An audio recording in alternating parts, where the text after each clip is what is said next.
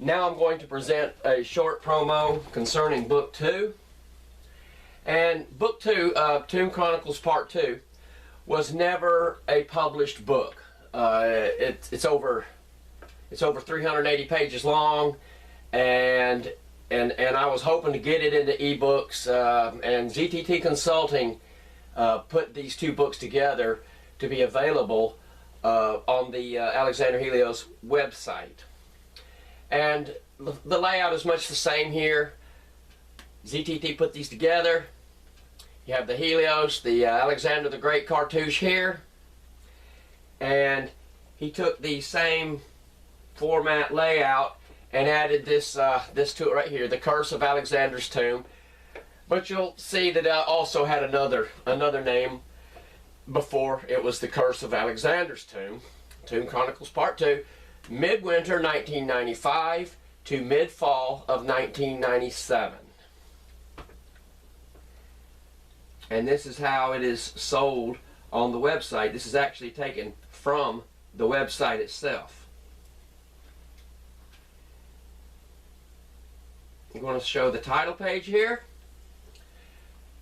Curse of Alexander's Tomb. I'm going to scroll down. Tomb Chronicles Part 2. Recorded by Harry Hubbard. And you'll see here 2000, 2003, 2008, and 2012. And this book was actually completed before Book 1 was in its final form. And there you have that from the title page. Lazeria Publishing Company, another old address, manufactured in USA. Library of Congress number, Curse of Alexander's Tomb, Tomb Chronicles Part 2, recorded by Harry Hubbard, previously released as The Secret Curse of Burroughs Cave. And that's what I called this book from 1999 to 2001. Final edit by Shoshana Allison. And Kathy did help some with this book, but then she got taken away with her job and moving and doing some other stuff, so she didn't have as much input on this book. But Shoshana was right there with the final edit and having me add things to it, which we'll see here in a little bit. And there's the website there, www.illinoiscays.com. The ISBN, and a lot of it is still the same, as you'll see here.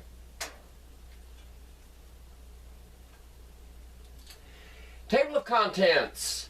And as these books got transposed into ebooks, as Zach was relating, page numbers don't really count anymore. It's just they're just there, but they really don't count.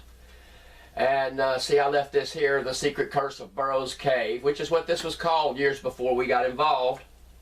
And here are the chapters. Winter 95 through summer, fall. Winter 96, summer of 1996, which a lot happened in summer of 1996. And then you'll see right here, Goodbye, My Precious Reader. Well, what in the world is that?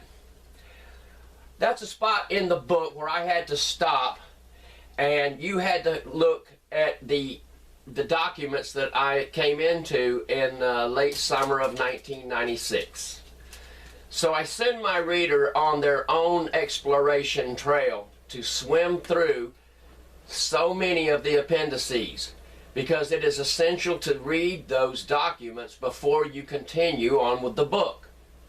You can still continue on, but a lot of it just doesn't make any sense until you see the documentation that I fell into, which we'll look at here in a little bit. Illustrations, lots of illustrations. There's several decipherments here, several pictures that Russell Burroughs took through the years, and a whole section in here concerning Alexander Helios, which I may do a video on some of this one of these days. These are all conglomerate pictures of Alexander Helios, the missing son of Cleopatra and Mark Antony. This is a whole section devoted to him. And then there's for a total of 20 plates, and these are the gold artifacts, a lot of gold pieces, a lot of piles of gold in the floor and such. And here's where we start the appendix. And at the end of it, Shoshana wanted me to put the Appendix Assistant. That was, I believe it was her idea. And what the Appendix Assistant does is a lot of these letters and notes and memos were handwritten with people with very poor handwriting, especially Russell Burroughs, very poor handwriting. So I rewrote them, or actually typed them, in the Appendix Assistant. So make it so the reader can, who's following along, if it's handwritten and they have a problem with reading it as it's as it is laid out here in this book, then they can go to the Appendix Assistant and actually read it in typed manner. And lots of stuff here, some more endorsement letters. These were all treasure books here, excerpts from treasure books. Different maps, the Fern Chukalet map from the 1920s. And because this site had been known since 1925. This site was very well known. Here's the official Gazette layout here. This is where we received our copyright, our trademark for the Helios insignia. Welcome, Queen of Queens, Cleopatra, to the 20th century. And that is a whole page dedicated to Queen of Queens, Cleopatra, and a couple of her pictures. Just amazing stuff. This is all the down and dirty. This is all the down and dirty. Amazing. Old artifact recovery and exchange parole agreement from 1987. All kinds of interoffice stuff between Russell, Jack Ward, Norm Cullen, and George Neff, the recovery expert. George Neff was the mythical landowner that Russell had just created out of thin air.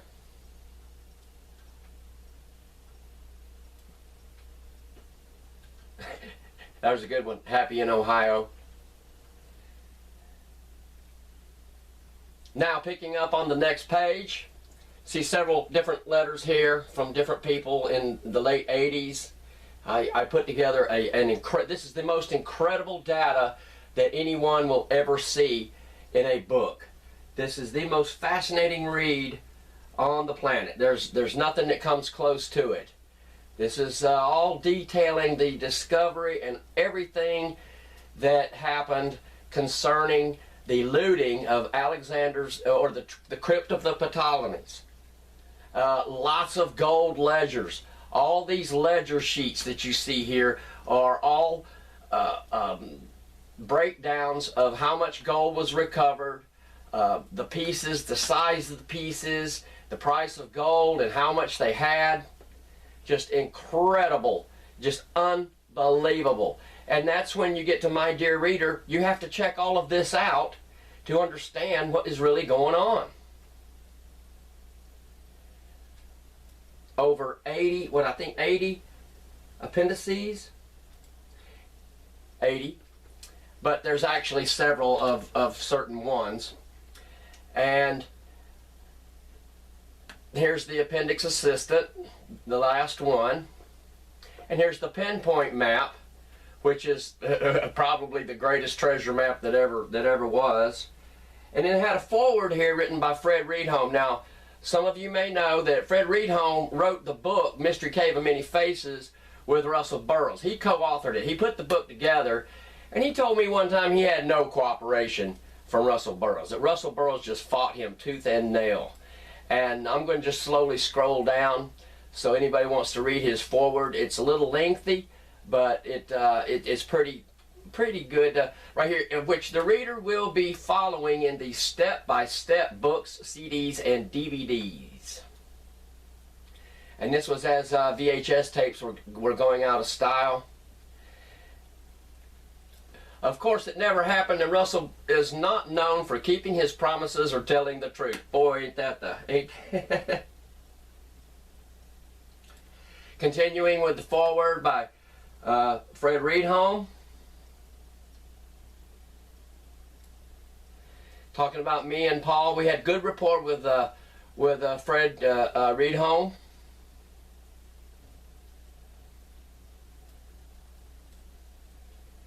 And he's given an outline here, kind of how several of the decipherments came into being, which is pretty good.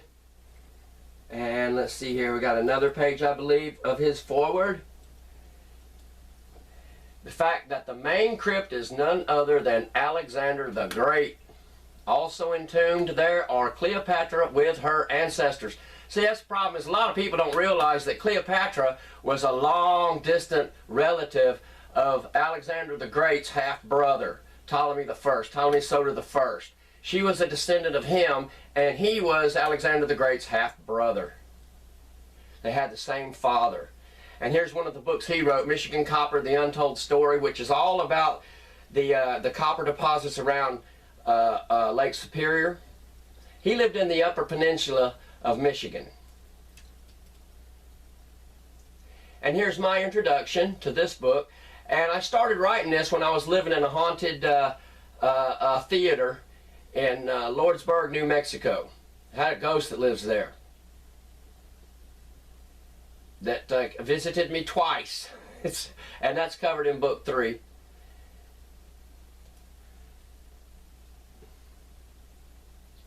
And then we continue with that introduction. Just showing you some of it here. This book was written in a week and a half, because what happened was I had taken in a bunch of artifacts to the authenticator in Santa Fe. And Santa Fe is about 5.5 hours north of Lordsburg, New Mexico. So here's more of my introduction of this book.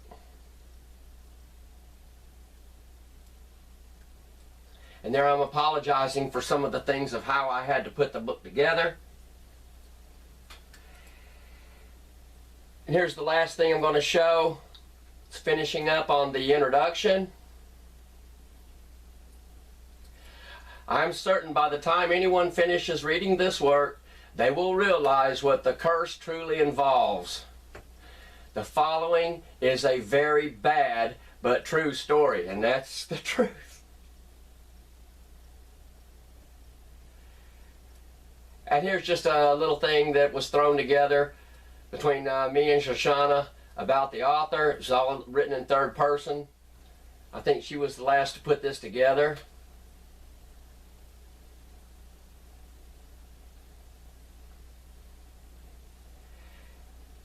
And that will conclude this short promo concerning book number 2.